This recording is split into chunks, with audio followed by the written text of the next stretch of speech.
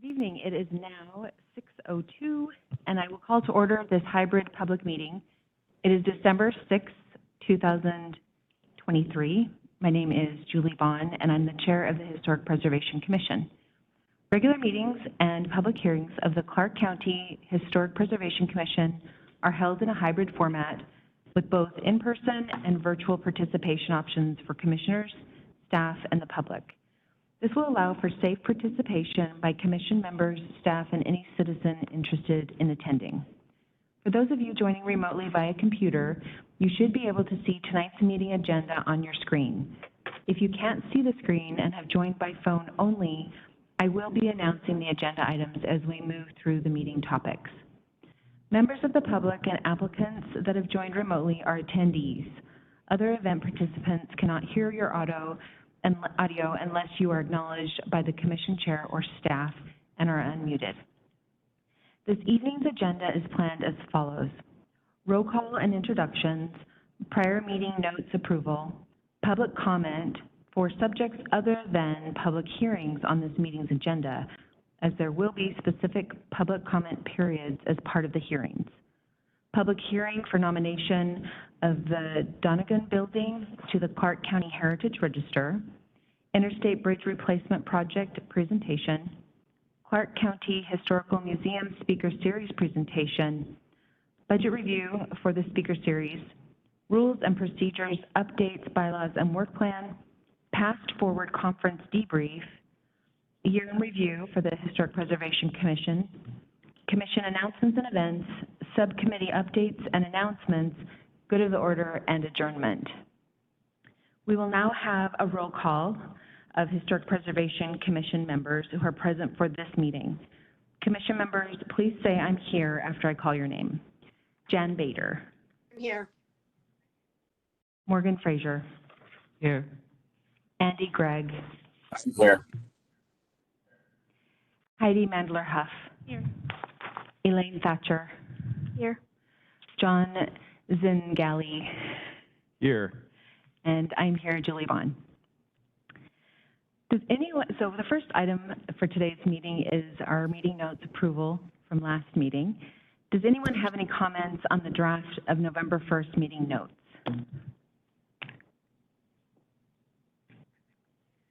Okay, I have one. And pardon me, I think it's on page 2, the last bullet, if my memory serves me.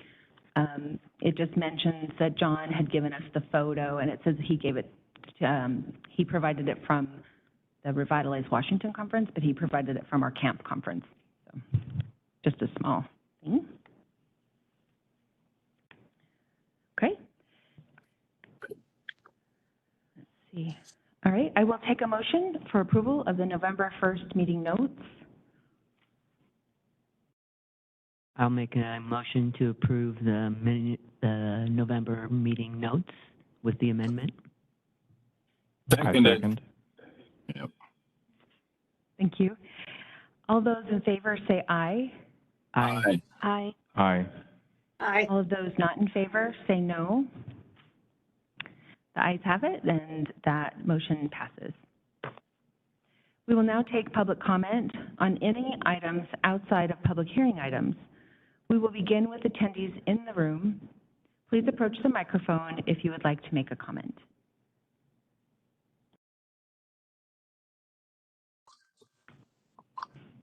Okay, seeing none, we will now take public comment from online attendees. Susan, can you please read the instructions?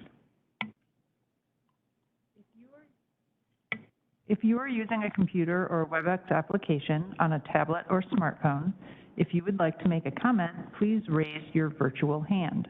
There are instructions on how to do this on the screen.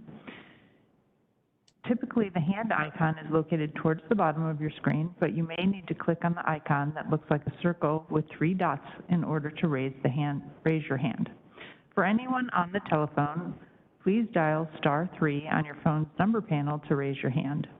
Staff will be able to see hands once they are raised and will request to unmute you one at a time. Please note public comment is limited to 3 minutes per person in order to accommodate all speakers.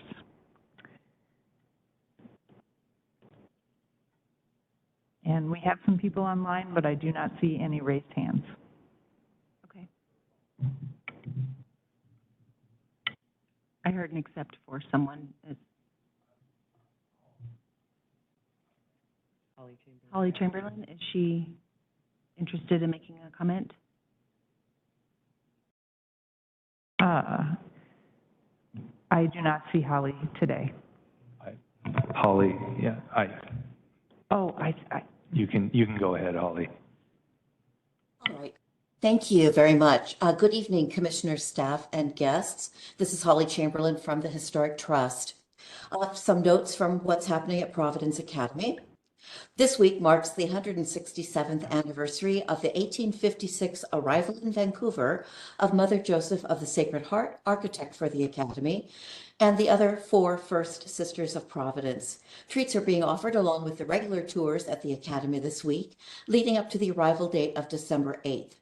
Remaining tours this week are Thursday and Friday from 10 a.m. to 2 p.m. The Providence Health System is squeezing in one more employee pilgrimage before the end of the year on this coming Friday. That will bring the annual total of Providence visitors to about 315. More than 200 tours have been provided for more than 500 other guests over the course of the year. At Officers Row in the West Barracks, the majority of the annual vast quantity of fall leaves have been taken care of, and Urban Forestry has made its fall tree inspection. Fortunately, no problems with fungus or tree damage were found this season. 5 new trees are being planted around the site and various replacement plants at other locations, including many ferns at the Howard House. Rainy weather means that most of the stewardship work has moved indoors. This includes repainting the iron columns in the artillery barracks event space. An enthusiastic crowd showed up for the 70-plus marching units comprising the 35th Annual Low Legacy Veterans Day Parade on November 11th. The Providence Academy bell was rung 21 times at 11 a.m. again this year as part of the National Bells of Peace program. Guest ringer was Sherry Mowat, who is the granddaughter of one of the 223 World War I Hello Girls who provided bilingual telephone operations in France as recruits of the U.S. Army Signal Corps. The Trust is always looking for more entries into the parade, so if you know a group who would like to participate, have them contact Mindy Wilkins at mindy.wilkins@thehistorictrust.org. Trust staff provided IBR Cultural Resources staff with a productive November 30th tour covering the areas of the West Barracks, which will experience the most impacts of new bridge construction. Garlands, lights, and wreaths are up on Officers Row and environs and at Providence Academy. The Marshall House volunteers have done their usual stellar job of decorating the interior, and Santa will be on hand this coming Saturday between 9 and 3. As of the writing of this report, there were still a few registration times available for the first hour, which is reserved for children with sensory and neurodivergent needs for whom a quiet environment will be best for their visit. All of the other reservations have been taken, but people are welcome to come and see if they can slip in as the schedule is a bit fluid. The Trust welcomed a new event venue assistant to the staff this past month. The series of Humanities Washington guest speakers has concluded for the year. Approximately 130 people attended the 3 different presentations. 6 programs are scheduled for next year. Recruitment has begun for judges for the 2024 Southwest Washington Regional National History Day Contest. To sign up for event judging for March 9th, 2024, contact Barbara Kubik at barbjkubik, Kubik, @gmail.com. For more information on National History Day, go to nhd.org or speak with John Zingali. Happy holidays, everyone. Thank you. Good night.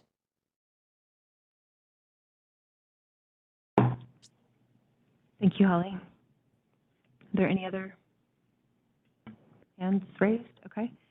I do not see any other raised hands. Okay. This concludes the general public comment portion of this meeting.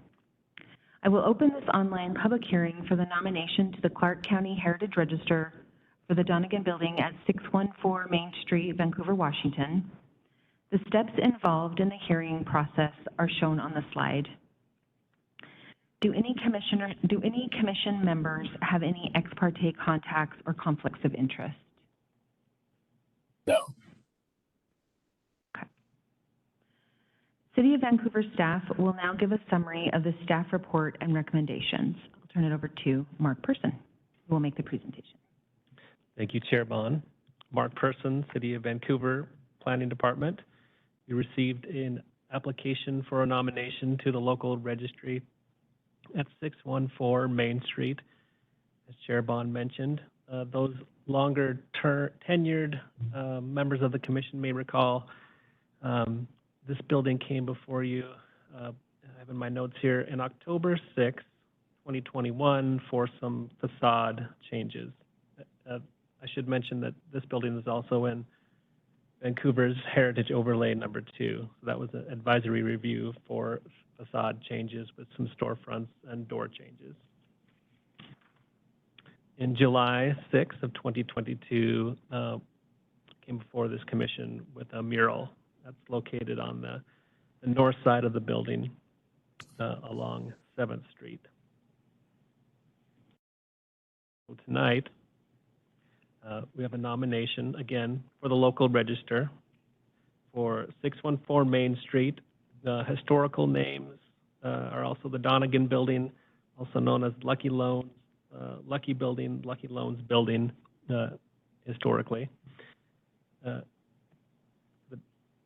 see. The consent for nomination and designation to the Clark County Heritage Register has been signed by the property owner, and under City of Vancouver Ordinance and our Chapter 1739, this commission has the responsibility for reviewing matters of historic preservation within the City of Vancouver. The nomination identifies Clark County Heritage Register criteria 1 and 5. Criteria 1 is that the building or site is associated with events that have made a significant contribution to the broad patterns of national, state, or local history. And the nomination identifies the areas of commerce, community planning, health, medicine, and industry. And criterion 5 is that the site is associated with the lives of persons of significance in national, state, or local history. And the nomination identifies those individuals as Timothy Donegan, Mary Donegan, Claire Schultz, Imbrogno, and Howard Marcus. I didn't copy the entire, or really any of the description and statement of significance. I just referenced that in my staff report here. The staff has reviewed the proposal and the adopted rules and regulations of the Clark County Historical Commission.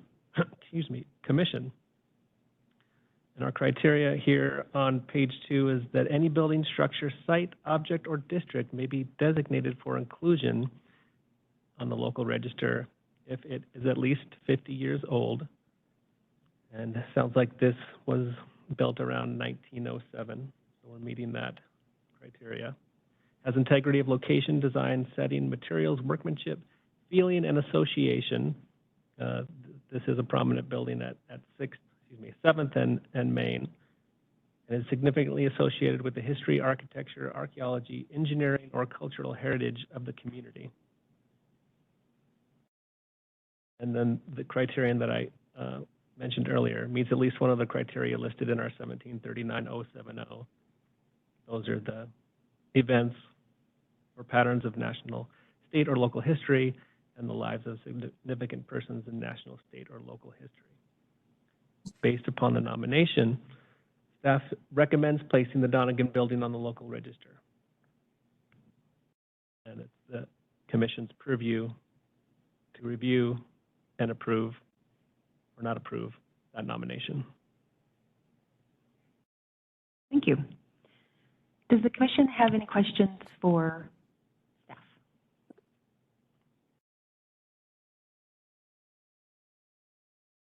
Darn it, I have one question.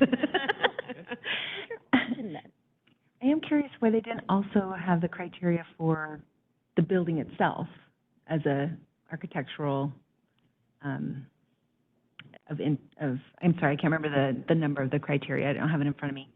But I was just curious why that wasn't chosen. Well, this Number 2. C, okay. Is that C?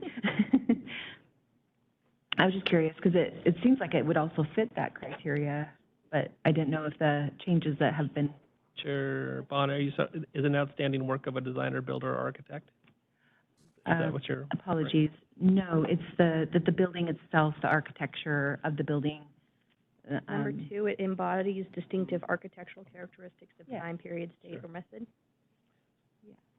So this comes from the applicant, right? So the applicant's making the case that, and they chose 1 and 5 as maybe based on their research, the strongest cases for local nomination. But I think, I mean, yeah, in my view, a lot of these can overlap Right. as well, right? I think. And I only ask because their picture is really great. It really does demonstrate kind of the work that they've done. And it seems like in future, it would be nice to have that in the nomination if, you know, if there were proposed changes to undo kind of some of this work. I was just Sure, I think wondering. staff can support that if the applicant is willing or Is the interested. commission decides that that is an important item to consider. It would meet that. Okay. Thank you. Would the applicant like to provide any additional testimony? I believe Katie Bush from the Clark County Historical Museum is available for this portion. Hi. Yes, I would. My name's Katie Bush. I'm the public historian from the Clark County Historical Museum, and thank you all for having me here for to say some things about this wonderful building.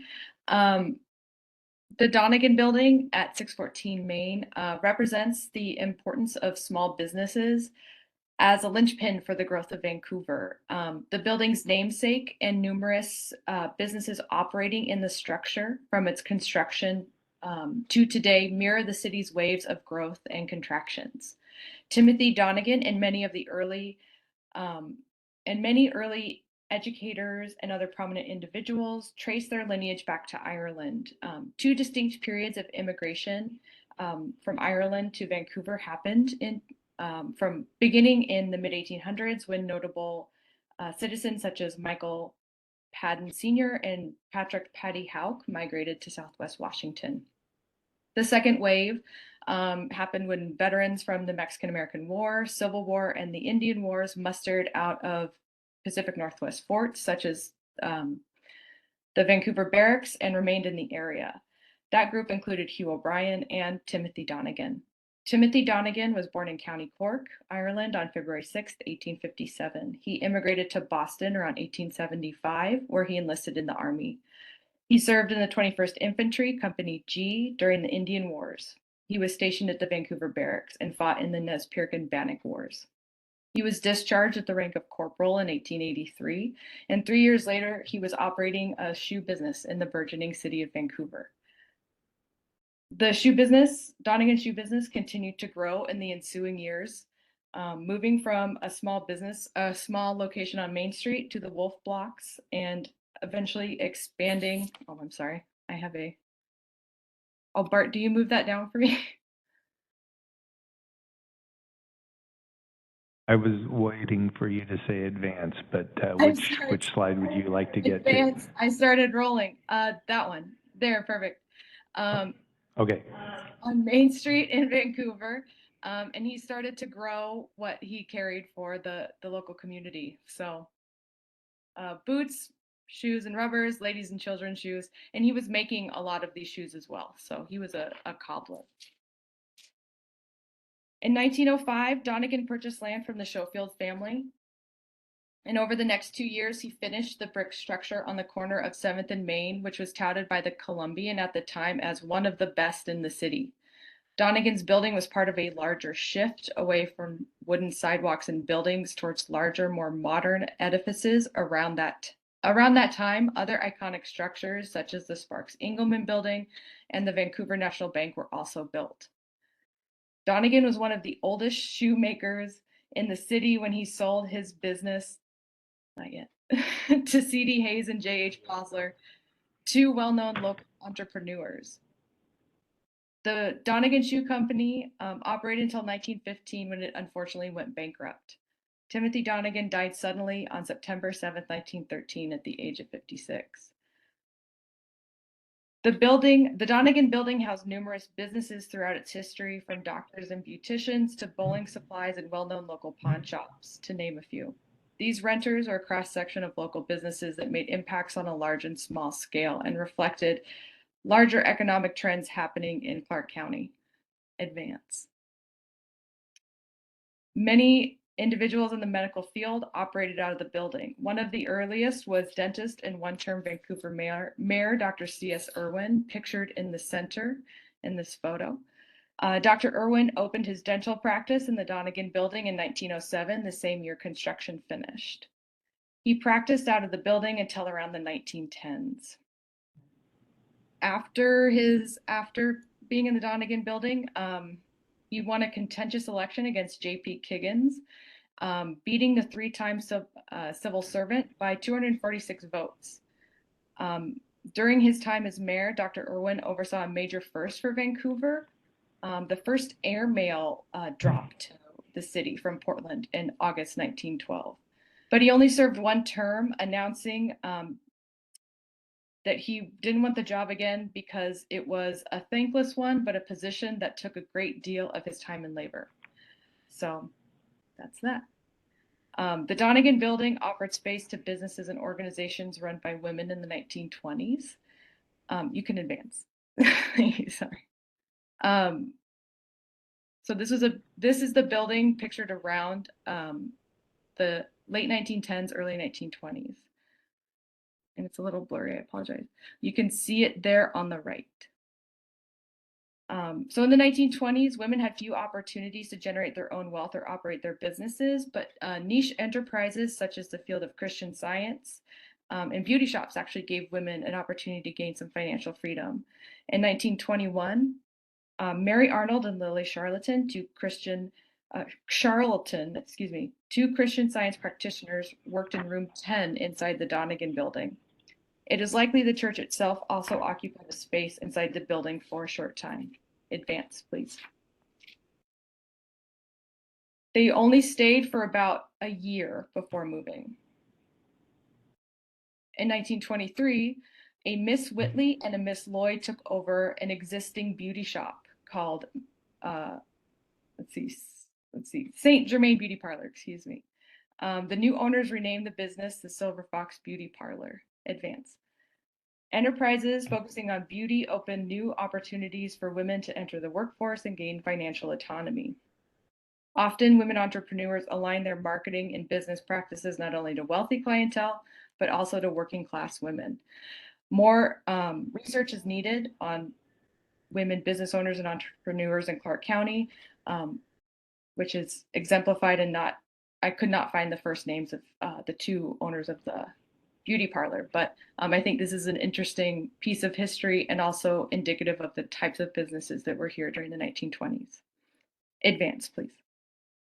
In 1968, 1968, Don Heimbigner opened Don's Trophy and Bowling Supply in the building.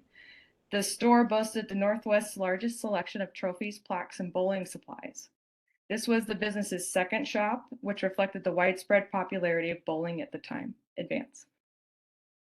The first was inside Crosley Bowl. Heimbigner operated his sporting goods business in the Donegan Building until 1970, when he moved operations back to its original location. Heimbigner gained notoriety when one of his products made from his shop. It was called the Thumb Master. Advance, please. The bowling gimmick that helped a young 18-year-old bowling champ named Gary Mage win the highest series up to his life in a bowling tournament in 1965. The side business became a full-blown production by the 1970s, and he changed the name of his company to Pro Sports Systems Incorporated. Soon, Heimbigner began manufacturing finger grips on a large scale. A decade later, the grips overshadowed the sporting goods store, and he opened a small facility to make the bowling accessories on Andreessen Road. employing about 10 people. Pro Sports Systems, Inc. continued to operate throughout the 80s, 90s, and 2000s, selling finger grips and sponsoring bowling tournaments throughout the U.S. The company eventually dissolved in 2017. Advance, please. One of the Donegan's longest and most recognizable businesses is Lucky Loans. Howard Bud Marcus, who had already been working in the pawn shop business for about 60 years, purchased the store in the early 1970s, which was originally located further south on Main. The tumultuous economic period of the 1970s was reflected in Marcus's customer service base, which he described as, quote, blue-collar workers who have unexpected expenses or who want to do something but don't have the money available, like take a vacation. I've seen people come in and need money for a vet bill. Many of the businesses in downtown Vancouver reflected this larger economic situation of the 70s. Marcus and other business owners established the South Main Business Development Association to combat decline, promote improvements in their portion of the city, and improve the image of the area. The group came together in the late 70s, but the city council officially recognized it later on in the decade. Early on, Marcus served as vice president. This early organization and Lucky Loans has a direct link to the Vancouver Downtown Association, which continues to work with local community to keep downtown Vancouver bright. The building continues to reflect the importance of the downtown community, local businesses, and the history of the building itself and its new owners who have who have restored the building, back to its turn of the century look. If you could advance, please. The team of Janelle Isaacson Etzel and Joe and Stacy Squires joined together to preserve the building and even contracted with Vancouver stained glass company Melt to restore the original Donegan glass window based on historic photos found in the Clark County Historical Museum collection. Today, the building houses small businesses reflective of a growing Vancouver. Thank you. Thank you, Katie. Does the commission have any questions of the applicant?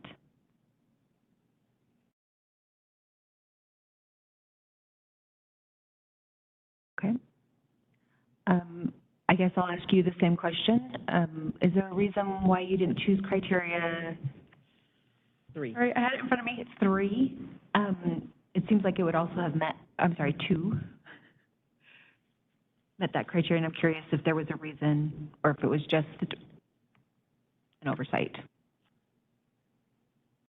I think that, the reason that I chose not to go for architecture for this was because there was no indication in the research I could find regarding who the builder was specifically or who the architect was. So without that firm information, I didn't want to move forward with the architecture. It is a classic example of a 20th century commercial building. So it does have a lot of those classic features, and it is a lovely building in an architectural sense, but not having the research to back it up, that was the reason I chose to go with the other 2 criteria. Okay, thank you. I think I should clarify, though, it would still meet the criteria because the number 2 is about just the distinctive architectural characteristics. It's actually criteria 3 where you get into the designer and the builder and an individual that has invested in that building itself. But you could actually say that it does embody a distinctive characteristic of the time. Just to note that, but thank you. Okay, we will now open the public comment period related specifically to this Clark County Heritage Register nomination. Please note that if you wish to retain the ability to be a party of record on this matter or to challenge or defend any decision made on this matter, please state and spell your name and provide your mailing address or email address for the record. Staff will now provide instructions on how to make a public comment for those joining us through their computer, mobile device, and for those joining by phone, audio only. Susan? If you are using a computer or the WebEx application on a mobile device, if you would like to make a comment, please raise your virtual hand. There are instructions on how to do this on the screen. For anyone on the telephone, please dial *3 on your phone's number panel to raise your hand. Please note public comment is limited to 3 minutes per person in order to accommodate all speakers.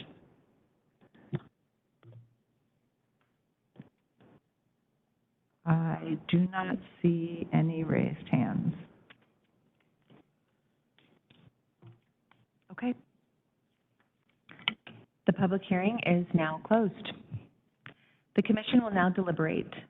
The commission must make findings that either agree with staff's findings on each criterion or make specific comments on any finding. We can now deliberate. Chair Bond, I'm sorry, we didn't ask people in the room if they wanted to testify. Sorry. Is there anyone in the room who would like to make a public comment? Okay, thank you. Seeing none. This now closes the public comment. The public hearing is now closed. Now the commission will deliberate.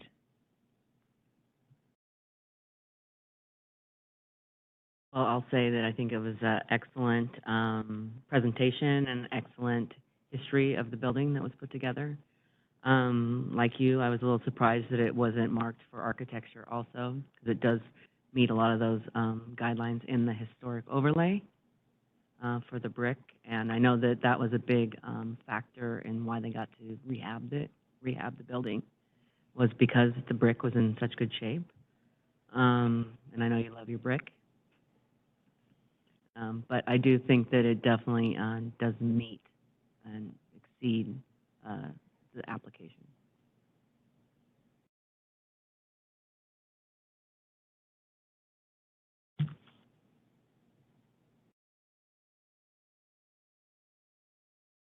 Any other commissioners wish to make comment or deliberate? I'll just add to that. I think, Katie, like, the presentation is very thorough.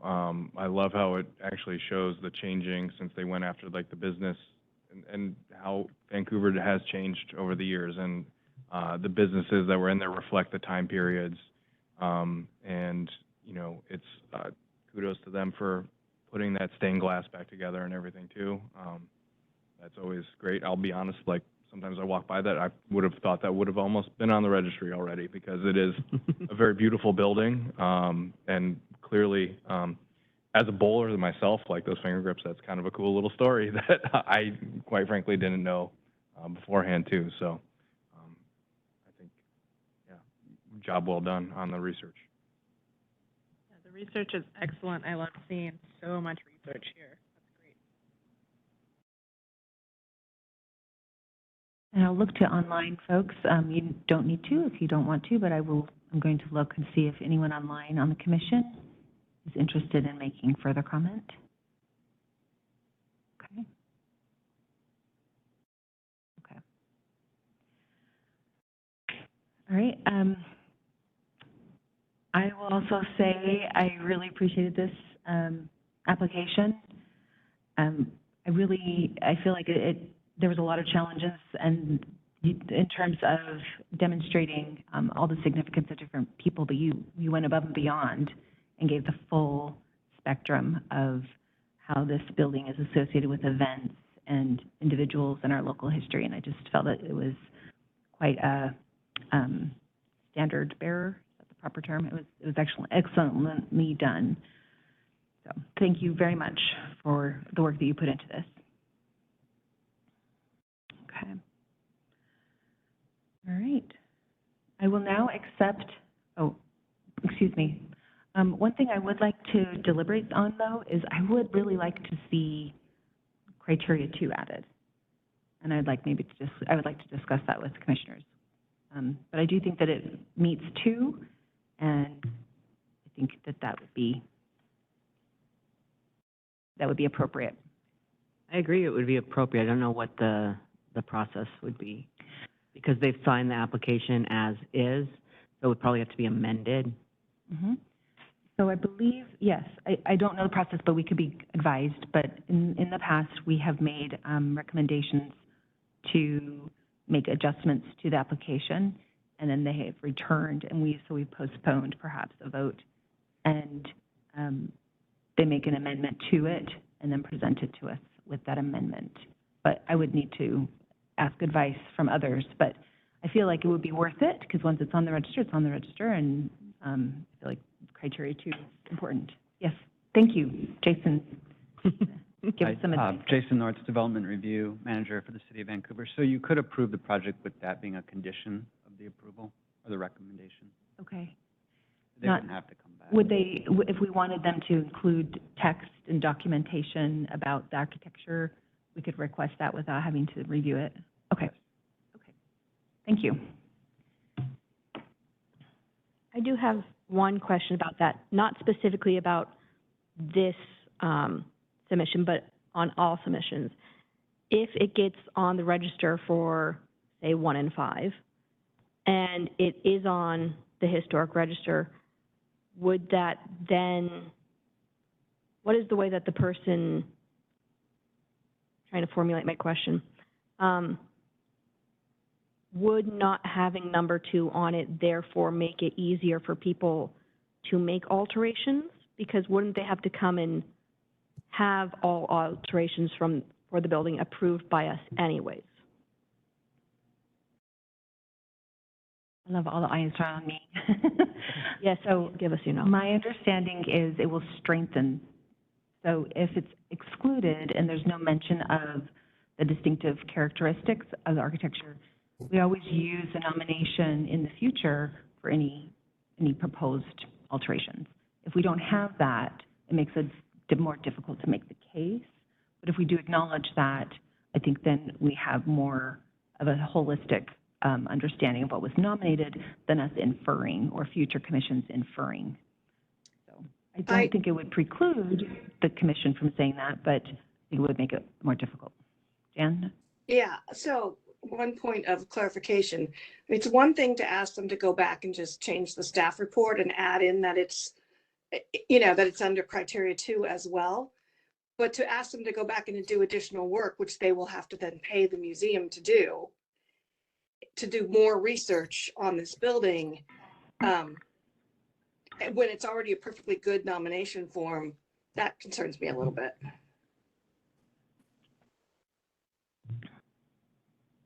So could we then have, go ahead, Andy. I move we approve the application as submitted. I'm not yet ready. In the middle. Can we continue deliberating and then we can make a motion? Yes. Is there a way that we could have them check off box number 2, but not do the research for number 2? Not that I want to have. Can we ask the applicant? I mean, can we ask Katie, is this information that's already at hand? I know you've already done a lot of research, and I'm just wondering if adding in a section about the architecture of this building would be what we're assuming it would be. It depends on how in-depth, how in-depth the information would be required to be. Because, peppered throughout this, there is information about the building. The building. And I'm sorry, I have a copy of it right here, trying to find it. About different changes, descriptions of it, when, you know, in its past, like there was columns changed, some additions made to the front, or changes made to the front throughout it. I'm sorry, I don't have the actual citations here in front of me, flipping through it. That we were able to find, you know, building permits, things like that, mentions in the newspaper. So we have that at the ready that are kind of in here at the moment. Okay. So if that's sufficient, there's that. I could take it out and put it in a section in and of itself. Or if additional research is needed, we weren't able to find a ton of stuff. Okay. So it just depends on the amount of information you're looking for. Okay. I think that if it had just a summary paragraph of the architectural features and changes that you know of, would be more than enough. I don't think you need to do any additional work, Katie. Because I think you're right, it is peppered through, like the one part says, this is part of a wave of larger brick structures such as the Palace Theater, you know, and the Vancouver National Bank Building.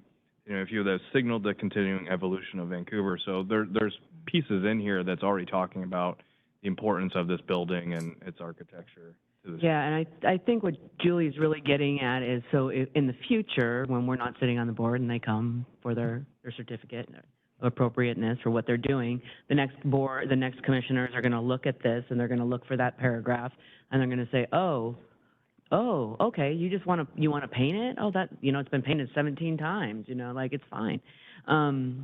Which that's a silly thing that I brought up, but we just did get a beautiful mural on the side of it. And just those basic things, you know, what it's made of. You know, we all know it's brick, and it's gorgeous. I mean, I've been inside of it. I went and got to do the tour when it opened, and they just did a phenomenal job. You didn't show any pictures of the inside, Katie, but it is beautiful.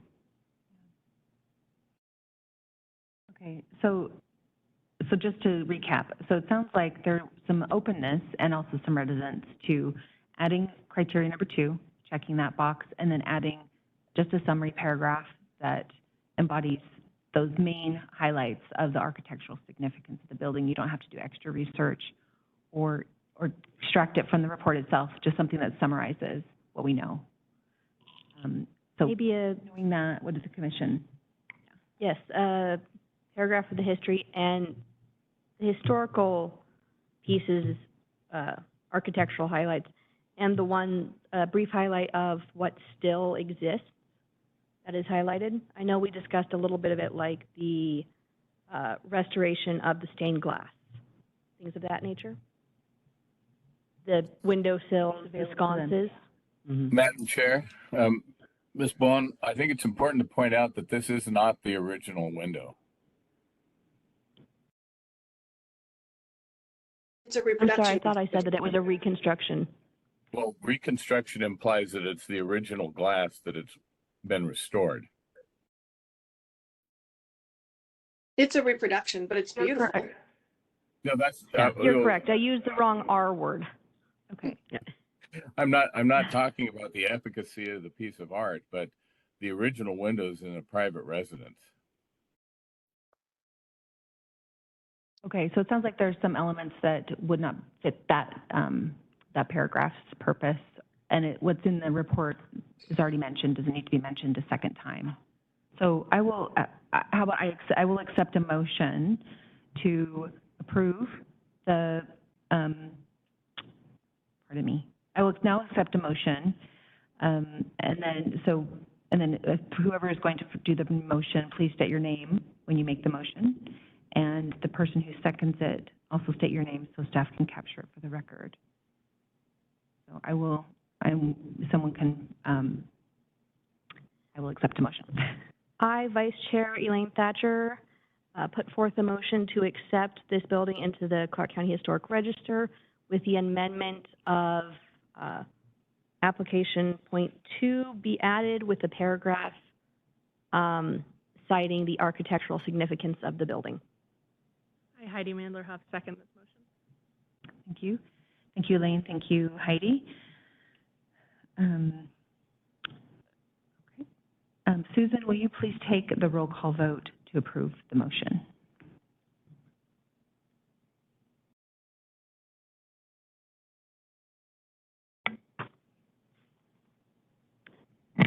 Jan Bader, Aye. Julie Bond, Aye. Morgan Fraser, Aye. Heidi Mandler Huff, Aye. Elaine Thatcher, Aye. John Zingali, Aye. Andy Gregg.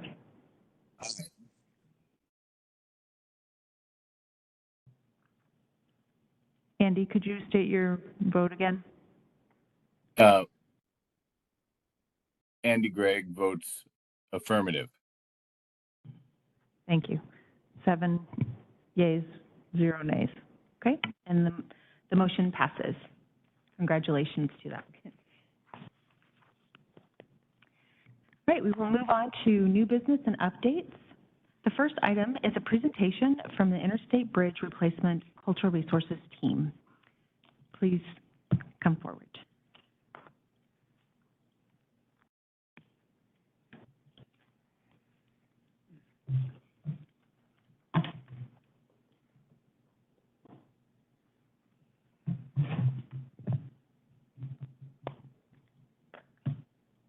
Good evening.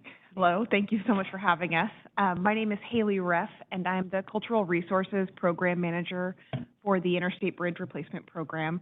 And I have with me this evening Casey. Good evening, Casey Lyles. I'm the Delivery Manager for the IBR program. I also wanted to introduce Shilpa Malam. She's came with us tonight also. Shilpa is our Design Manager for the IBR program. Thank you. So we wanted to give an update. We'll give a brief update of the overall program and then get to a little bit more meat of information with Haley. So we also will have some additional slides for you next time we come about the overall program. So we'll give you some additional slides on schedule and just a little bit more background of them. I think most people are familiar with the IBR program, the Interstate Bridge Replacement Program. It's a multimodal program by state. So we have, of course, local agencies across the state as well as other partner agencies within the program. The program extends for 5 miles. It's about 2.5 miles on each side of the river. It replaces the river crossing bridge of I-5 to address the seismic vulnerability of the bridges. We address limited active transportation in the corridor, limited mass transit across the river. We address congestion and safety issues for all users and those using the freeway, including the freight and vehicles. Next slide, please. One of the things we're doing right now is we're working through a lot of different activities, but we're out in the communities to prepare the communities for our upcoming publishing of our draft supplemental EIS, and I'll have a little bit more information on that shortly. But what we're doing in the public is describing what the improvements are within the program that are being studied within the Interstate Bridge Replacement Program. Describing that for the community so they understand what not only is being studied, but when they get a chance to comment during the 60-day public comment period, they'll have an idea of really what they're reviewing within the documents being published. We're accepting comments at any time, of course. In the comment period, there will be a time for a public hearing, but we want to hear the feedback from the community. So we're preparing folks to understand what those improvements are that are being studied. The role map that you see here is the program area map, very small on the screen, but this is available on our public website. That's Interstate Bridge Replacement.org. And the role map can be zoomed in. Actually, the URL address is at the bottom of the page there. But again, this reflects what those improvements are that are in the 5 miles of the IBR program. Just a little orientation north is to the right of the screen, and the extent of the program goes from Victory Boulevard in Oregon up to SR 500 in Washington. There are 7 closely spaced interchanges in those 5 miles. And like I said, we're addressing the safety and mobility within that corridor. And so this map is available online, zoom in and out, come to us, ask questions, and we want to get people familiar with that program. Next slide. So we're currently working through our environmental analysis under the National Environmental Policy Act. It requires that federal agencies assess and disclose the environmental effects of proposed actions prior to making the decisions. That ensures that the agencies consider public comments as part of the decision-making process. And The analysis encompasses lots of different disciplines or areas of study, and they're written in the right kind of in three categories there: in the environment, in the historical and cultural elements, as well as the community resources. Lots of more detail behind those, of course. I think we have 26 different reports that we analyze the impacts of the program, the benefits and impacts of the program within the study. Next slide, please. We are currently working under a supplemental environmental impact statement. In 2011, the previous planning for the program area, also known as Columbia River Crossing Project, reached publication of its final environmental impact statement and received a record of decision. That was 2011. This supplemental EIS focuses on the changes that have occurred since that time. As I mentioned, we're working towards the draft publication early next year. Next slide. What's being studied in the the draft SEIS, we have what is referred to as the modified locally preferred alternative, or the LPA, modified LPA, and that's being compared against the no-build alternative. The modified LPA is not final design. It only represents those elements that are being studied. And the findings, as I mentioned, will be published for public review and comment. No decisions or changes to the modified LPA will be made until after a public comment period. And any additional analysis that is needed will be needed to confirm that the LPA still meets the purpose and need for the program. And any refinements that are made to the modified LPA would be an effort to avoid, minimize, or mitigate those impacts that were addressed in the draft SEIS moving into the final.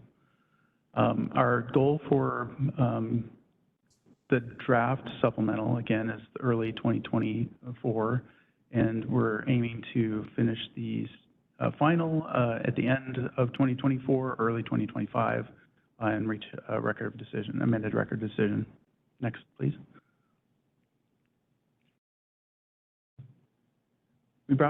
Within our environmental impact, we also have different options that we're studying throughout the program area, and one of those is different bridge configurations. So we brought a few visual slides today just to show one of those options that we're studying. We have three different types of bridge configurations. We have a single level bridge, a stacked bridge or double level bridge, and a movable span configuration.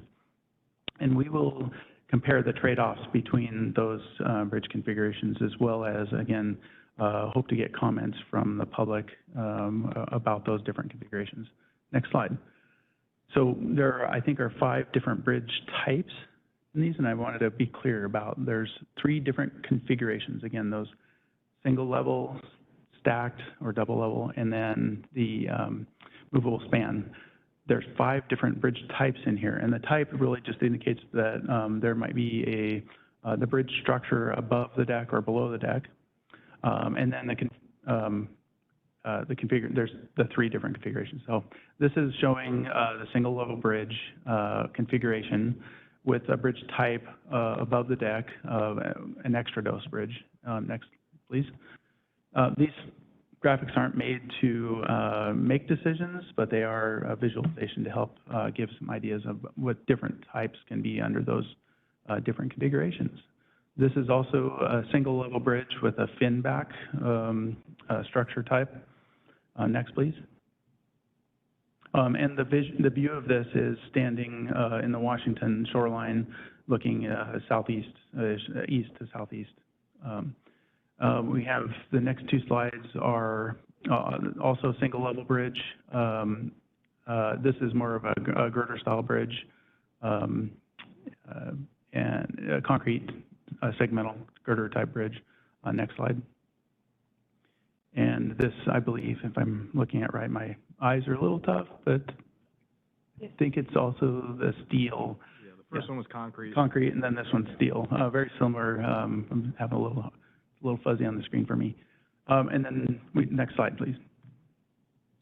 Okay, now we've moved from a single level bridge to another configuration, and this is the movable span configuration. So this is representing a lift bridge, similar to a bridge that's out there today, of course, the lift span. So you see the towers in the middle, and the next slide, I think, maybe shows it open lift in the middle there. And then I think the final graphic that we have would be the third bridge configuration, which would be the stacked or double level bridge. This is a truss style bridge that has the vehicular traffic on the upper deck and then the active transportation and the light rail transit on the lower decks of the bridge. This would have been the most closely represented to where the Columbia River crossing ended in study. And with that, I think I'm handing it over to Haley. Okay, thanks, Casey. So next slide, please. Thank you.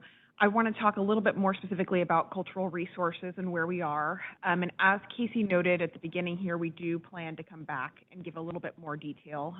There's a lot of information that I'll go over tonight. Please feel free to digest. We can also address questions next time I visit, and anything further that you may have from any questions, we're happy to help. So just wanted to lay that out before I dive into this because it is a little bit thick. We, as part of our NEPA process for our historic and cultural resources, our due diligence is carried out under Section 106. And so if you're not familiar, I'm going to do a little bit of an overview of Section 106 just to set up the conversation for evaluation. So Section 106 of the National Historic Preservation Act of 1966 primarily requires federal agencies to consider effects to and on historic properties for projects that they carry out, assist, fund, permit, license, or otherwise approve. If a federal or federally assisted project has the potential to affect historic properties, a Section 106 review will take place. So that is what we are doing as part of the IBR program. Slide, please. So to go through some of the steps of Section 106, there are 4 primary steps, and these are outlined by the Advisory Council on Historic Preservation, or the ACHP. Step 1 is initiating Section 106. So the agency identifies who should participate in the review.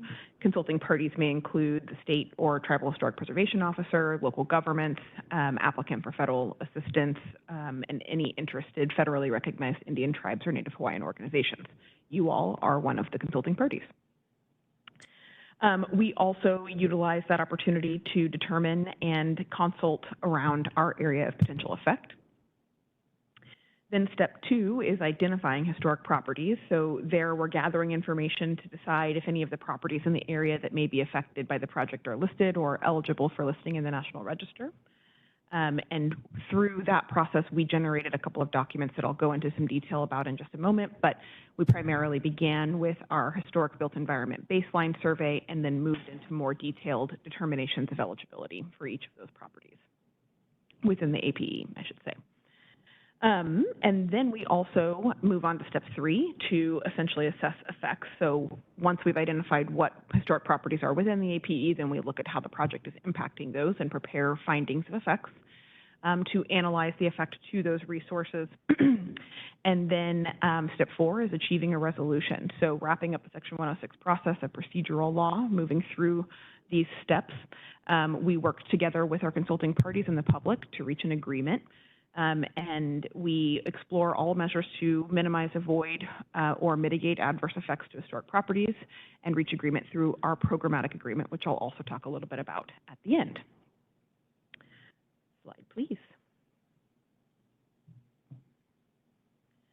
Thank you. So as I noted, under steps 2 and 3 of the process I mentioned previously, here's a little bit about some of our evaluation effort. And to date, I'll just be very clear, this is referring to documentation of above ground or built environment resources. Analysis for archaeology is ongoing and is not represented here in these numbers, just to be clear. So our identifying historic property identification included 2 types of documents, as I mentioned, and that was the baseline survey and then moving into the determination of eligibilities. So The baseline survey reports, there was one completed for each state earlier this year, and they evaluated all identified resources within the APE at a reconnaissance level, so kind of a windshield survey level, in order to gain a preliminary understanding of which resources may be eligible for listing in the National Register and therefore subject to Section 106. Then we moved forward into the determination of eligibility process based on the baseline's findings and conducted intensive level evaluation, which is detailed in those determination of eligibility documents. And that included those that were previously undocumented resources, that is, and those that were recommended potentially eligible in the baseline survey report, as I noted. Also those that the Oregon State Historic Preservation Office or the Washington DAP Office, Department of Archaeology and Historic Preservation, had previously determined eligible over 10 years ago. We resurveyed those, and those that were recommended as not eligible in the baseline survey report, but that would be fully or partially removed in the course of the undertaking.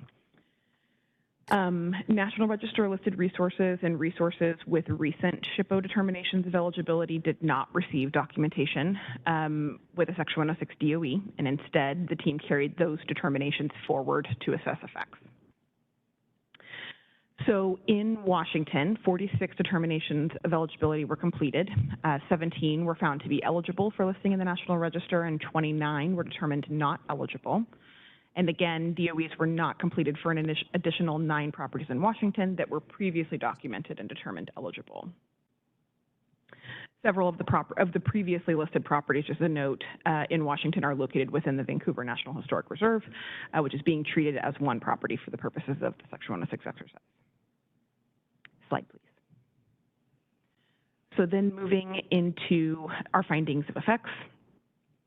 We are assessing potential effects on all of those historic properties within the area of potential effects that are listed in or have been now determined eligible for listing in the National Register, either through Section 106 determinations of eligibility or through prior evaluations and nominations. A quick rundown on effects findings.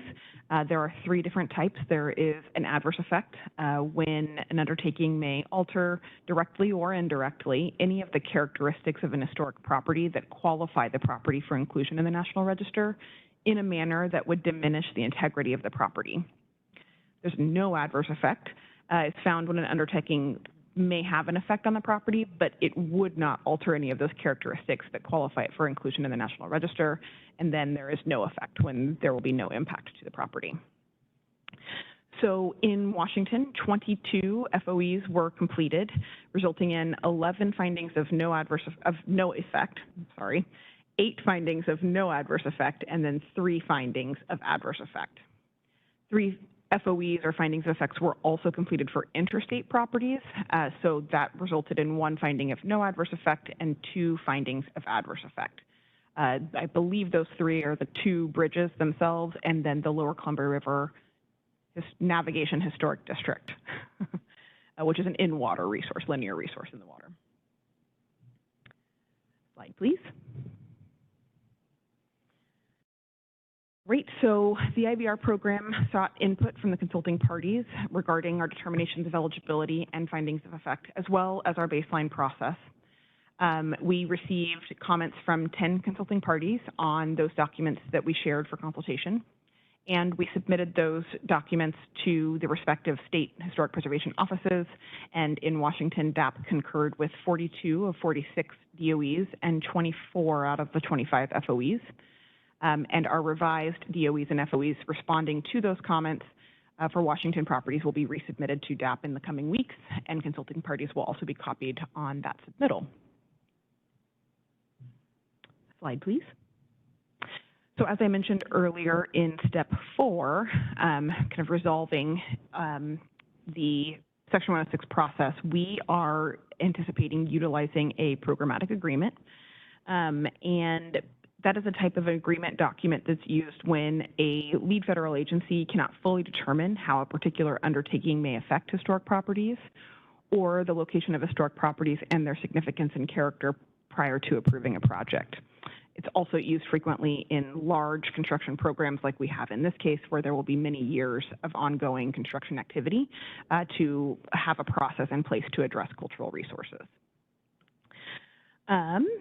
This will be a very heavily consulted document, and it will follow it will follow a specific guidance nationwide from ACHP and includes coming together for an agreement between all of the federal agencies involved, the ACHP, appropriate state and tribal historic preservation officers, and other signatories, and then, of course, in consultation with all of the consulting parties and the public. The PA will establish roles and responsibilities of the agency and the consulting parties, the agreed upon measures to resolve adverse effects or our cultural resources mitigation, and processes for the phased identification and evaluation of historic properties and protocols for involving the stakeholders in that consultation as effects are identified and resolved throughout the program duration. Slide, please. So here's a little bit of our programmatic agreement schedule, and I won't go into a ton of detail here, but just to kind of touch on a few things, where we are right now is we've just rounded out the first opportunity for consulting party comment on the programmatic agreement concept draft, which is effectively a pretty strong outline of what the document will be in a plain language format. And then accepting all of those comments, we've taken those in, and then we're using those to generate our first formal draft that will have all of our legal whereas clauses and everything else in there for review. And we anticipate sharing that with consulting parties for review and input in March. And then we'll move through various additional edits to that based on feedback and continued consultation sort of throughout 2024, and then seek a public review of that final draft in December of 2024 for an execution in early 2025. Slide, please. So our next steps are finish incorporating feedback on determinations of eligibility, findings of effects, and then resubmit those to SHPO and DAP. Like I said earlier, we're about a week or two away from that completion, so we're very close. Next, and pretty substantial level of effort for our outreach on the next step here is discussing resolving adverse effects and what those mitigation actions should be. So we'll have several conversations, and that's specifically why we would like to come back, talk a little bit more detail about the historic resources that we have, and then make sure that we have some good conversations surrounding mitigation with you all as we proceed into drafting that programmatic agreement. As Casey was noting, we'll also, a big next step for the program is to publish our supplemental draft EIS, or draft supplemental EIS, actually, those should be changed, and then continued ongoing programmatic agreement consultation. So that concludes my updates for today. Here we have a few really great links to stay connected. As Casey was noting, we're very open to any feedback that you have. So the cultural resources email is noted there. The Interstate Bridge website and calendar and news pages are there. Our socials are there. So please feel free to take a look, explore, and get in touch if there's anything that we can do in the interim. But certainly happy to answer any questions that you may have now. Yeah, thank you very much. Thank you. Thank you so much for coming here and giving us this presentation. Are there any questions or items of discussion from commissioners? I was just wondering if the APE overlapped with our historic overlays. I am not sure what the local historic overlay boundaries are, so I would have to double check. But Bart, I think on slide, our APE is up here on one of the very early slides. Yeah, that one actually works well. So it's a little bit difficult to see, but the APE includes the construction boundary, or construction footprint, apologies, and then a 100-foot buffer around those construction activities. So in downtown Vancouver, it may clip one of the historic overlays. Commissioner Fraser, I'm not sure. We have two. We have one around the Providence Academy, and then we have one that runs up Main Street and then down Washington. So it kind of appears on this map that it might overlap with our overlay district. Yeah, I think certainly the one at Providence, and then we could take a little closer look for the Main Street, Washington Street ones. Yeah. Can I just ask clarifying, so staying on this slide, when you say area of potential effect, I see the entire National Historic Site is in that, the corridor, it hits a lot of highly historical sites here. What does that mean when we say it's a potential effect? It doesn't mean what you just said, does it? It's potentially going to be under construction for, like, the freeway is going to go through there? Like, what do you mean when you say that? Yeah, good question. That's a good clarification opportunity for the park itself. The park is the only area where we have a much larger APE boundary drawn around the entirety of the property because it is a National Historic Site. The construction impact is extremely minimal as far as impacts to the park property. I think it's a 30,000 square foot, or it's not 3,000 square foot, apologies, acquisition at the very small corner is what we're looking at. So our impact physically to the national park unit is actually quite small. But to answer your question more directly around the APE, that's essentially the study area for Section 106. So what we're looking at for what might be affected by the project, that's where we go out, identify the resources within that, and then from there filter in the actual direct and indirect effects to analyze how that would affect each individual resource. Okay, so that's the study area, basically. Yes, exactly. And those buildings that you found will have no impact, some impact, and, those different criteria you had. Is there a way for us to know what those buildings are? Is that documented somewhere? I had that written down too. Yeah, so that was distributed and as part of our consulting party outreach. So I think Bart's got a copy of everything, and It's in the email that we got. If you clicked on the link. I did. And you go to this great map, and it has all the little circles on it. And if you click the little circles, it'll give you information. But we did have, so the next presentation will go into each of those resources. We cut that out this time because it was too dense for you this time. Maybe that was why. But we do want to come back and talk about each respective resource and then the impact to that. So then that will offer a lot of opportunity to better have, I think, to sharpen our mitigation conversation for addressing effects to those resources. So we'll get more into detail, and then if you have any questions in the meantime, then we can make sure that you have those materials to take a look at if you'd like. My question is just really about the overlays and how it's going to affect the overlays, because those are our local districts that we have, and that's my main question, not the individual resources so much, but the overlay and how that's going to affect the overlay and the visual effects and things like that. Yeah, great. Thank you for that feedback. Well, I have a question that backs up to Commissioner Frazier's of the not direct impacts, but the indirect impacts of this, because as we all know, construction, everyone is going to try to get around construction as much as they can. So we're going to see additional impacts to the overlay districts as people try to cut around the traffic, the construction, or when it's done, the way that we move about the city will be impacted, and how that will, it's a further down the line question, well, as soon as we start construction question, about how that will impact our historic overlays with the increased traffic, the increased foot traffic, things of that nature. Yeah, so Section 106 looks more at the indirect effects by resource basis and less from like an overlay perspective. And then in the larger NEPA document, then we look at some of those more cumulative and broader effects like traffic and other elements. Also, though, within the Section 106 process, we look at construction impacts.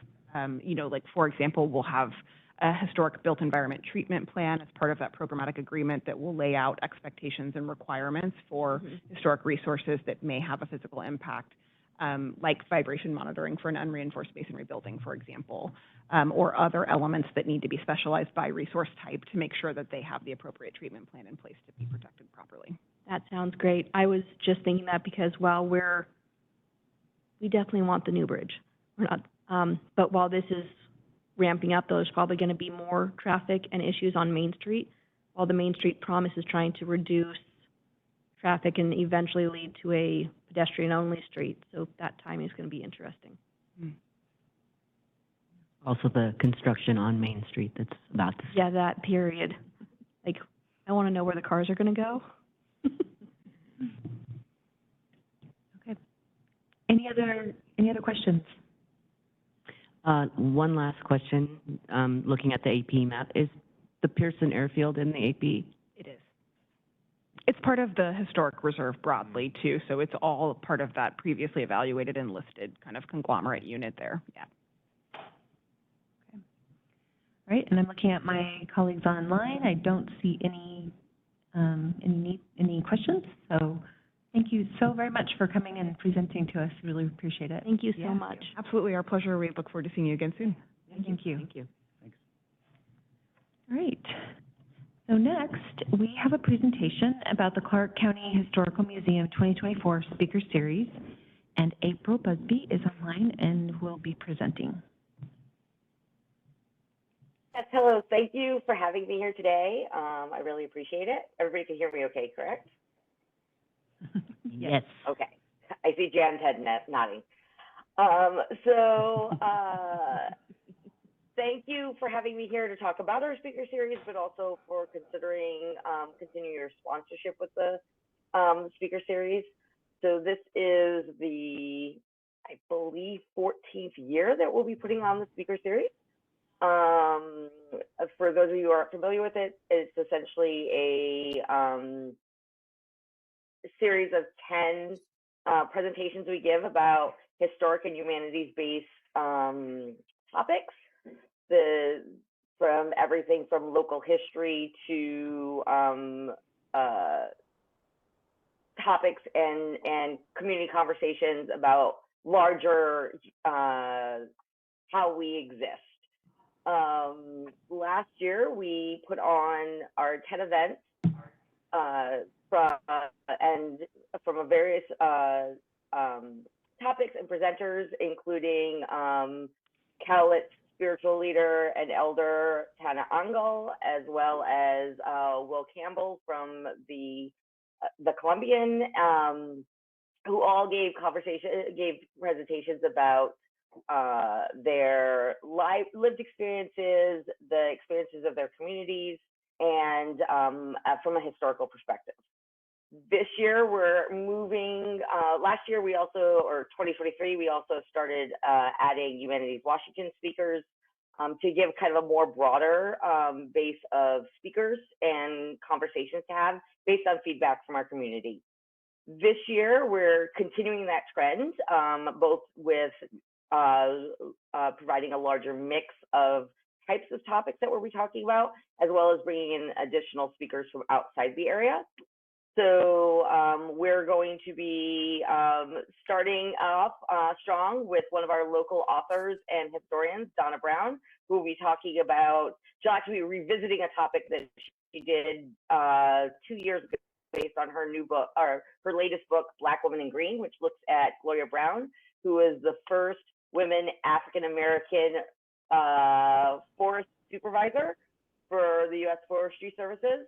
So unfortunately, we lost Gloria last year, and so she's going to be presenting more about that amazing woman's history, as well as some recordings of interviews that she had with Gloria before she passed. We'll also be bringing in additional Humanities Washington speakers, talking about everything from how Washington's Apple economy grew to what it is today, to talking about identity and how that plays in our views of identity plays in with our stories that we tell each other, as well as within our historical narrative. So we're really looking forward to having another year of just a great group of speakers. We'll also be going, obviously, sticking to some of our traditions with some of our more in-depth history-based talks. So we will be having Peter Marsh join us, who will be talking about the Liberty ships and the Kaiser shipyard. Some of you may have seen him, I believe, last year when his newest book came out. He gave a couple of presentations in the area. So he'll be joining us. We're also really excited. A couple of years ago, we started trying to not only to not only bring different talks, but also bring them to other areas within Vancouver and actually within Clark County in general, in order to bring public awareness to different areas of the community that either have that have some sort of historic significance. We've done last year we did one presentation at the Vancouver Community Library, which finds its roots in the building that we're in today, which is the original 1909 Carnegie Library. We've been at the Covington House. We've been at Old Liberty Theater and Liberty Theater at one point or another. So next year we're doing a interesting thing in that. Sorry, I lost one of my earbuds. We are partnering with Fourth Plane Forward, and all our Humanities Washington presentations will actually be happening at the Fourth Plane Community Commons. This is a great way to bring kind of some of those cultural resources that are often centralized in downtown Vancouver out into the community, and particularly into the International District, to introduce it to newer audience for us, as well as bringing Vancouver and our regular audience to an area that often isn't visited by these groups. So we're really looking forward to that. It should be a lot of fun. We'll also be bringing actually one of our local speakers there, the team at Northwest Latino Leadership will be doing a presentation on Latino leadership there. So we're really excited, and we're really hoping that you will continue your support of us. Our last year, we averaged about 50 attendees at each event, and our marketing reach is about 5,000 views between social media, our website, and various other media venues. So this is both an opportunity for us to get the word out about our talks and what we have going on, but also an opportunity to highlight the great work that this commission does. The commission is, as a part of their sponsorship, does receive co-hosting level inclusion in all our marketing and all our ads.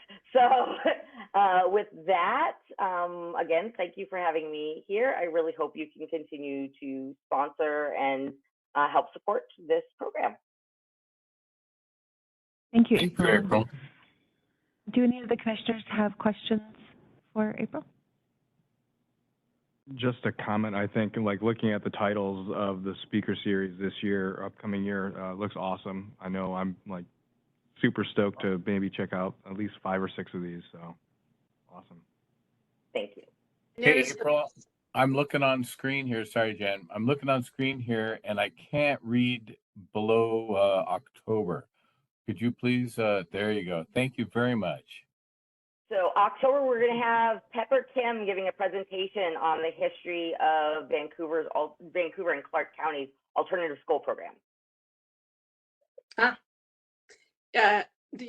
Your July one, you know, the first Thursday in July is the 4th of July. We're actually moving, okay, so yes, that is a clarification. So while generally our presentations happen on the first Thursday, July will be happening on the second Thursday. Okay, good to know. Great. Thank you so much, April. Thank you. All right. Let's see.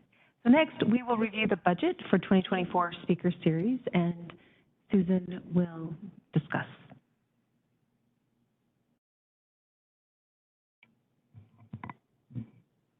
So part is getting the budget up online. The budget for the year is $10,000, and I've outlined all these expenditures in red because they're all planned. If you chose to fund the regular memberships that you have done for the past several years, and the lecture series. Those are both listed here, and the total of both of those is $3,295, and give you a remainder of $6,705. Okay. So essentially, just to recap, this is an opportunity for us to continue funding the speaker series and these other memberships, and we wanted to do it now before the end of the year. And so I can take a motion for approval of funding for the 2024 Clark County Historic Museum Speaker Series. I could also take a motion for approval of those planned expenditures in red at this time as well. So whoever wants to put forward the motion.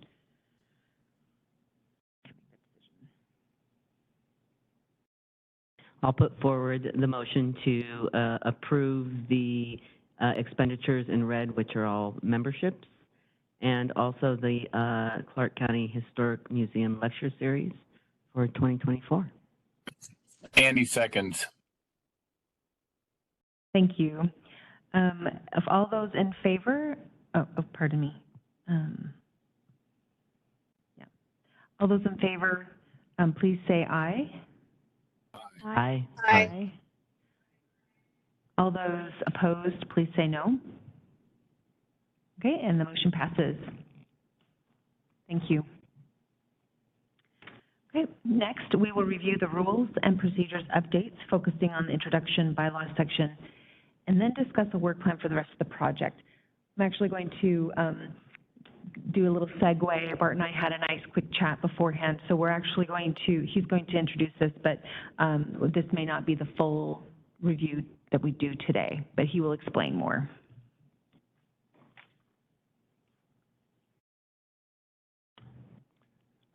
Good evening, everyone.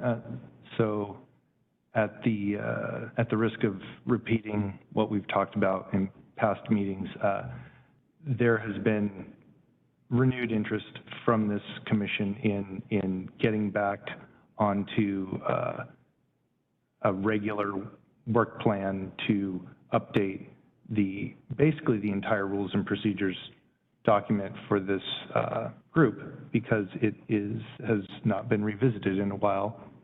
The existing document was approved in 2008, and not only is the composition of staff and commission different, but there have been changes to both the county and city code since then, and this work was initiated prior to the COVID outbreak, and some work was done by previous staff, and then it got stalled for various reasons.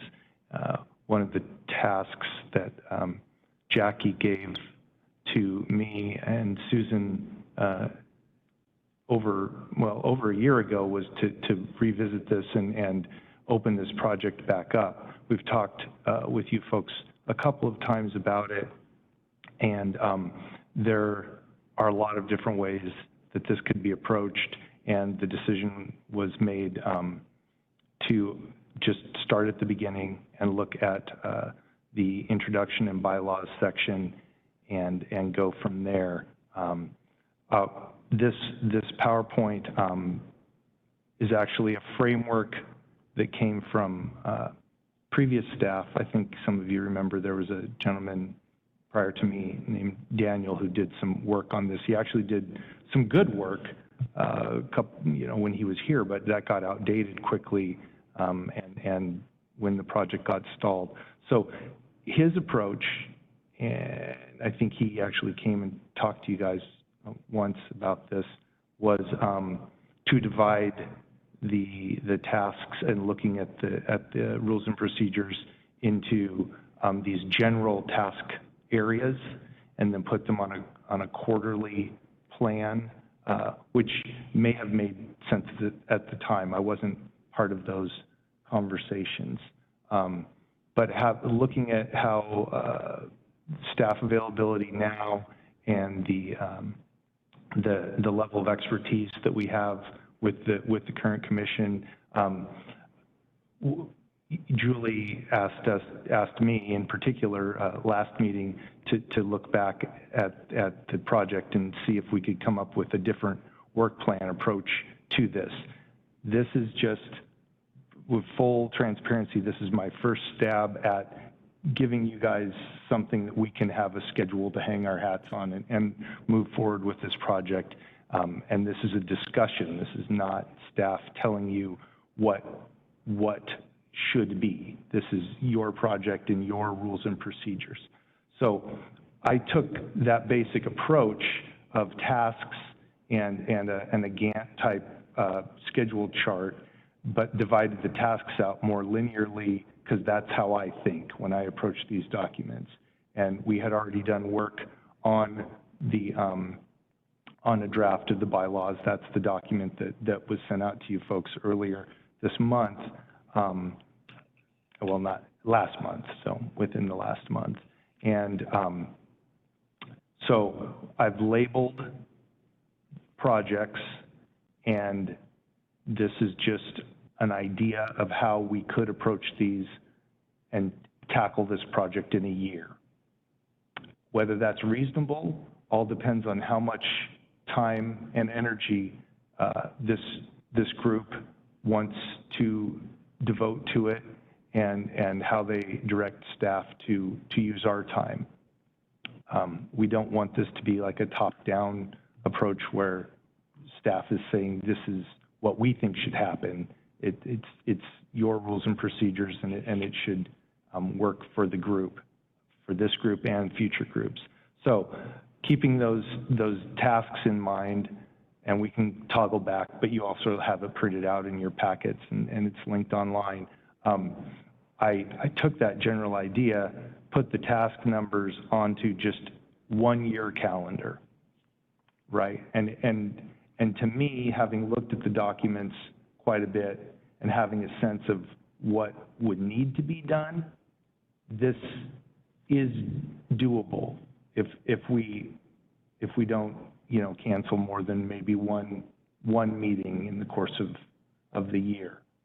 And so, for instance, I think in my estimation, and given that we still have some work to do with the bylaws, getting that meaty portion finished up in January and February is probably a reasonable assumption.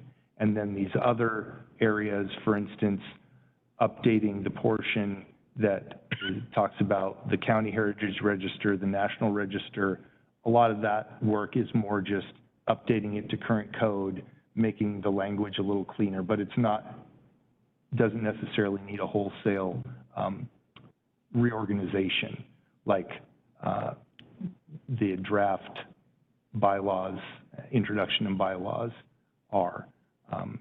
And then this also leaves some time, for instance, to, in the summer, have some new content, which in various conversations, we've all talked about adding some additional sections, for instance, putting the historical promotions grants into the rules and procedures, because right now it's just kind of a standalone policy document that floats out by itself. It's not in any of the county or city code. And if there's something that we can do with the demolition work that subcommittee is working on, and that's ready to be standards that possibly get folded into design review, I don't know, but this schedule would allow us some time to work on that. This also gives a full 2-month overlapped section in October and November for legal review, which might be overly optimistic, but if that's what we had talked about in the last couple meetings, was doing our work and then getting a document that this group felt comfortable with to legal counsel to look at, rather than going back and forth on each section, because that would probably double or triple the amount of time it would take for this process to happen. And then if we stayed on this hypothetical schedule, we could be voting on adopting an updated document a year from now, potentially. And it's your schedule and your work plan, so we could add time and push it however it was. This is just a first stab, and I'd be happy to have comments on that, and then we could also, after we're done speaking about this, we could talk about the comments that we did receive specifically about the draft bylaws work before we wrap up. Julie, am I stating your thoughts? No, this is great. This is my first time seeing it, so it's really, I appreciate you putting this together. Yeah, we can discuss. I think it's good that you put project work plan and schedule first, because it sounds like you still need to hear back from some commissioners for their edits or changes to the bylaws. So that's great, because then people still have at least a month more to do that. We had talked about just doing page 1 and 2. And so my only, I guess, question for discussion is, I think January, February may be too short, because even just those 2 pages, people aren't getting them to you in a month or 2 months. And so I'm wondering if we should, I don't know, if people think that they can get to it, or if we need to lengthen the amount of time we're reviewing. Well, I like how January and February are together, because this month is going to be likely very busy for everyone. So the idea of having it done by January when we don't have it done by now, would likely not be happening. So having in January and February is easier to work through. For me, with it being as far out as February, we would likely need reminders sent out, big red flashing letters. Really helps me in my emails when it flashes. I'll look for some GIFs for you that flash. Thank you, I appreciate it. And I guess my question is, do we want to know, are we looking at the whole intro, the entire bylaws by February, or just some of it? Because the way it's written, it sounds like all of it needs to be finished by February and sent to you by February. And I know this is just a proposal, but what's the sense, what's the pulse of the commission?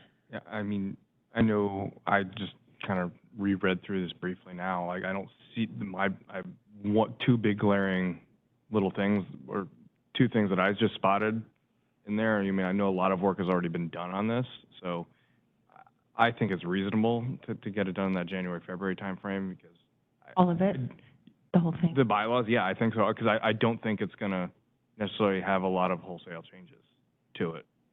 It's not a lot. I did provide feedback to Bart. I didn't really see much in the way of changes that were needed in that section. I like the schedule. I like having it, I think it's broken up in manageable bites. And if it has to slip a little bit, it slips a little bit, but I like the fact that we've got something to work towards. Yeah, there's a lot of nodding heads on this side. Yeah, nodding heads, and I really like this schedule to have it as 1 year. It feels a lot less intimidating, like we could be working on this into the next commissioner's cycle and bringing new people in partway through. So having it, I know that we will be losing some commissioners coming up soon. They're in there. I think we're losing some people. I don't think so. Excellent. Never mind. This year, I don't think. But yes, I really like having it broken down to this next year. So if we could do the intro and the bylaws by February so that we could keep on schedule, that would be good. My only question would be, when we say February, are we talking by the February meeting? Are we talking about the end of February? This is, February has generally 28 days. So and 29 this upcoming year. That makes so here's different. That's a great question, Morgan. And here's what I think this group could do, because it's a group of very smart, capable people. I think that this group could have substantive comments that we could fold into good, tight drafts that were 90% there on whatever timelines we set, whether it's this calendar or we add some months in and push it into 2025. And then those sections, then we're comfortable with them, but you could always revisit, pull them back later in the year and say, by the way, you know, I think we really should tweak this, or a federal rule got changed and I want to add some language here. It's a living document until we adopt it. And the other nice thing about the rules and procedures is that this is not something that has to go to anybody else. This group votes on it and it's effective. It's done. And so you could do it in sections if you wanted to, and that conversation could happen. But since it's all grouped together and it's all going to need to get looked at by both the city and the county attorney before it's effective, we've talked about this several times. It kind of makes sense to get this group's input first and then get legal, come back to it, leave that time at the last couple months of review, and then we can vote on a document that we like. So to get back to what you originally asked, I think having comments at the meeting, wherever that deadline, self-imposed deadline is, yes, get the comments to us, you know, within a few days before the meeting so that I have time to synthesize it into a master document. And then if you think of more things, add it on. It's a living thing until we adopt it. And I really do want to reiterate that the bylaws, the document that you guys have in front of you right now that's completely rewritten, that was completely rewritten because the existing document, even though there's a lot of good stuff in it, from a staff perspective, when you start getting into that, it's not usable. It doesn't dovetail with the current city and county code, whereas the other sections are more standalone. They won't need as much work if you guys choose to leave them alone. They more just need updates to make sure that the code references are good and things are cleaned up. So I think the heavy lifting is on the front end with this, unless you decide to add a whole new section. So I wonder if, just to make things simple for us, since we have January, February, why don't we just change it to February? So we don't even have to talk about it in January's meeting because we just know we're aiming for the first meeting to be in February. Do you know what I mean? So we'll just take off the front end months. If I got comments, I could give a little update. Go ahead, Jan.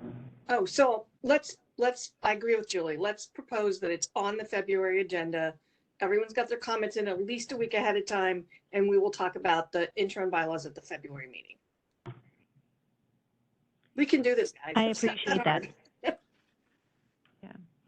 And just to give the couple folks that were able to get me substantive comments, one of the through lines was that we want to make sure that the code citations are live links in this document. I don't see any reason why they couldn't be. They're not in the draft document, but that's very doable. The only thing you have to worry about with live links is what are you linking to?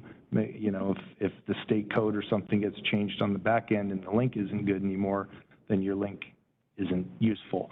But the live links are all over city and county code, so that's not a problem to do. There were a couple other very good questions raised in Julie's comments that she provided to me.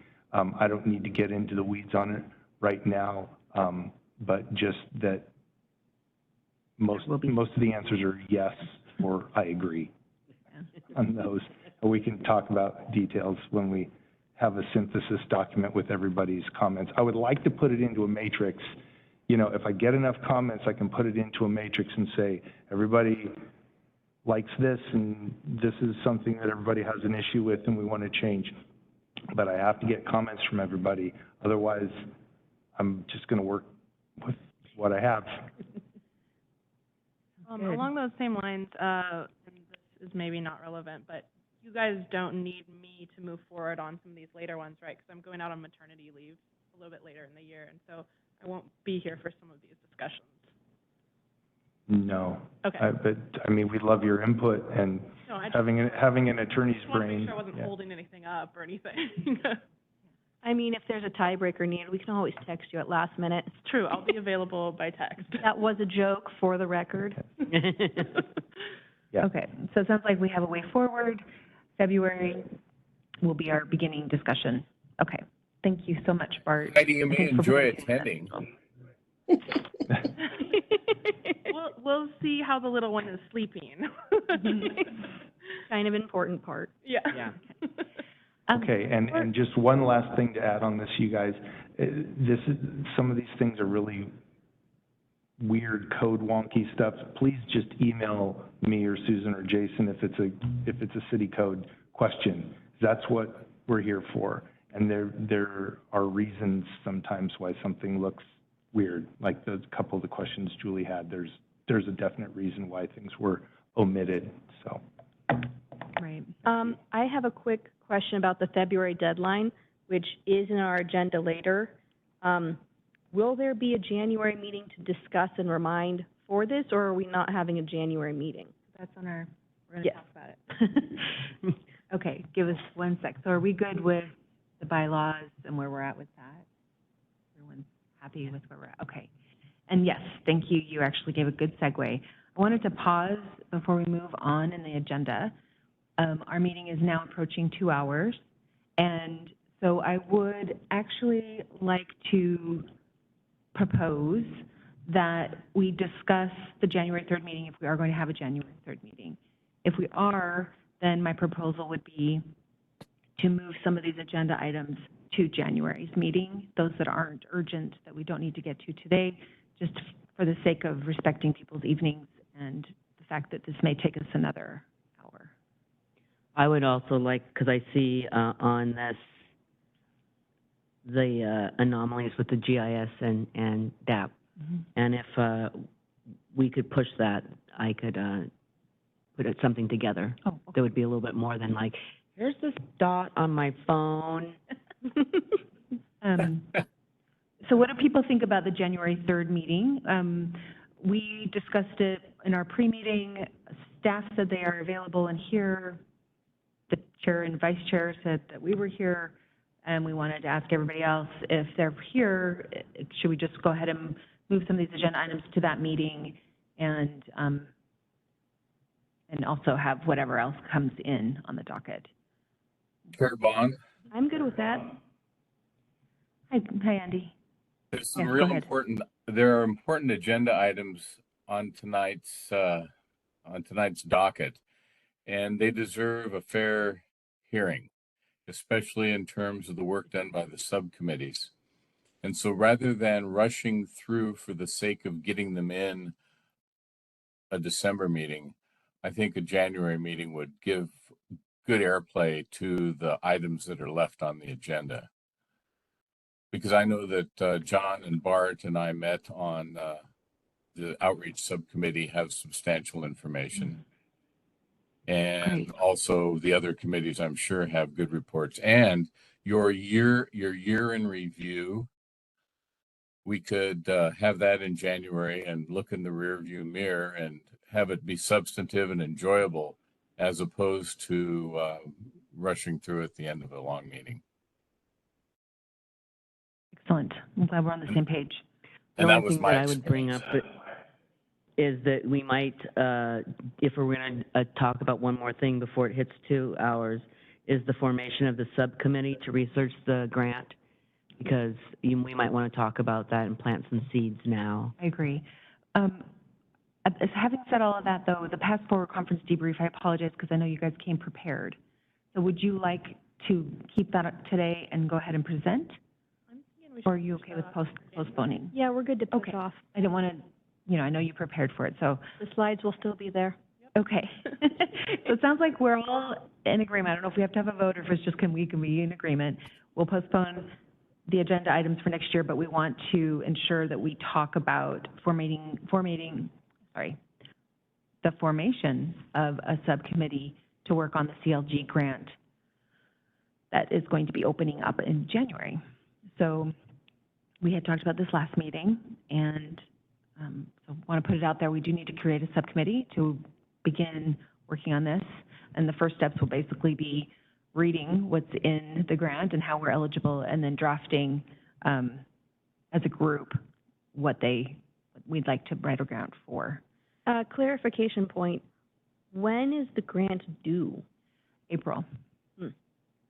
I suddenly have this panic of it's due in January? No, it opens in, well, no, but time goes by quickly, and we want to have it in time. And so as a subcommittee, we would need to get started once it's been released in January. So we want to at least begin, so we're not scrambling. It's a proactive approach. So are there people interested in being on this subcommittee?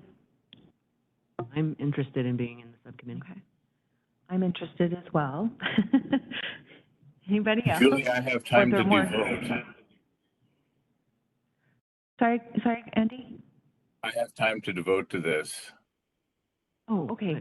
Excellent. And I can also step back if someone else was interested. Oh, no, I was about to say I am interested, but I do not have the time to be a supportive member of that committee. Okay. Excellent. So we have a subcommittee. Andy, pardon? I said my capacity, that's History Day season, that is my capacity. Okay. Yeah. You're already occupied. Yeah. Okay, so great. So Andy, myself, and Morgan will create that subcommittee, and we'll get working. Okay, excellent. Thank you all so much for being flexible. Okay, so do you mind if I just quickly mention, so Path Forward Conference debrief will be postponed till next time. Our year in review postponed till next time, but we will be meeting January 3rd. And then the commission announcements and events will be next time, and I think we've covered everything. Unless there's any timely events that someone wants to mention for January. Well, I just know December. What Andy, you and I were discussing the other day as far as getting judges for that's a time-sensitive matter that I wanted to briefly put out to the commission. Andy had brought this up earlier, that the commission has done some work with National History Day, specifically at the Southwest Washington regional competition, which I host at my school. It's March 9th, and what we want to do is get some commissioners to come out and be judges for that competition. And we just sent out our email like 2 days ago looking for judges and everything like that. And so if you were all interested, I could forward that information on to you. But, you know, we're always looking for judges, and, you know, we want to make sure that we can fill your calendars in appropriately, like time slots and things like that. So I'd rather not, you know, I just wanted to address that one now. And then we will also be having our school-wide one later on in January, and I can give information on that one later on in January. That one I don't need judges for and stuff like that. But when do you need judges for? Is it here in December? in March 9th. Oh, okay. But I just know they start to fill up, and I just wanted to get that on the calendar now so that you don't fill in different things and stuff like that. So Yeah, if you could send that to us. Or send it to Bart? And yeah, I'll forward. I was going to say, just send it to me. Yeah, I received that. Bart. Yeah, I received that email. Did anybody else I didn't. receive that email? Okay, must have gotten on some list from your organization. Could be, and, you know, Yeah. if you're, like, members of the Clark County History Museum, they send out information as well, along with the Historic Trust. So, but, yeah, it's an amazing day to watch I want to say future historians, the current very young historians of Southwest Washington, some of the best in the state, so. That's excellent. Yeah. It's a wonderful I will forward experience. Excellent. And thank you, actually, John, because there's one also time-sensitive thing that we had for the review and design work that we're doing on the website. It's not super time-sensitive, but we wanted to mention it this month. Thank you, everybody, for your bios. We are working on getting them uploaded, and we have the photo that John did, and we're going to post that. But we also wanted to ask, there's space, and we think it would add a certain depth to our site if we were able to include individual face shots next to people's bios. And we're not going to force anyone to do that, but we would like to ask, if you do have a face shot that we could include, that would be great. If you want to look at another commission who has done this, and it looks very nice and professional, and it's up to you to do the screenshot as you see fit. The Commission on Aging for Clark County has a really nice site, and so you can just go and look and see how they did theirs, and please send them to Susan. She's on our subcommittee with us, and she's kind of gathering some of those critical pieces, and then we'll be able to get those on. And we wanted to do that primarily because as we do cycle in and out, it'll be easier to replace individual photos than get a new commission-wide picture every single time. So we want to have both for now. Eventually, the group photo will need to be taken off, but the individual can stay up to date. So just wanted to mention that. Otherwise, I think I will go ahead and move to good of the order, and before we adjourn. So anybody have a good of the order they would like to mention?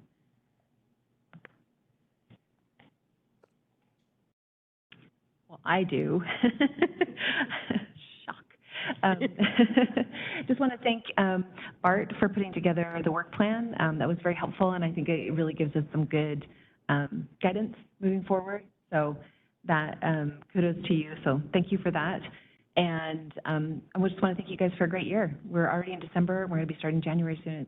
It's crazy. And congratulations to you and your new baby. So that's a good order from me. Anybody else? I would like to thank John and Bart for their work on the outreach subcommittee. I think we've put together a practical and meaningful plan, and I know everyone will be on tenterhooks waiting to hear about it next time. Can't wait to hear about that. Yeah. It's awesome. Not Julie. Heidi and I went to DC for the Path Forward conference, and we made it back, and it was a very exciting time. We'll hear more about it next time. Yes, you will. I- And thank you, Jason and Susan, for helping us through all of it. History. Woo! No, it's, December, it's holiday season. I always look forward to the candlelight stuff that the Fort does. There's a lot of great stuff going on in our communities. I'm looking forward to getting out there and experiencing, everything that Vancouver and Clark County has to offer for this wonderful season. Can even ride the train, the Chalachi train, in the snow with Santa.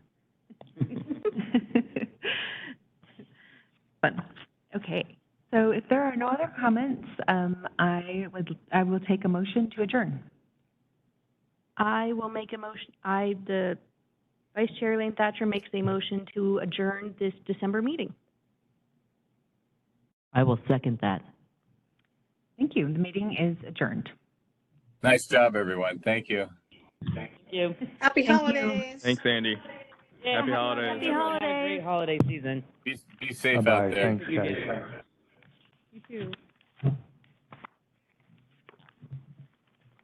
Thanks, guys, for being flexible. Not a problem. Thank you for being flexible in. Yep. I know. Here comes the loud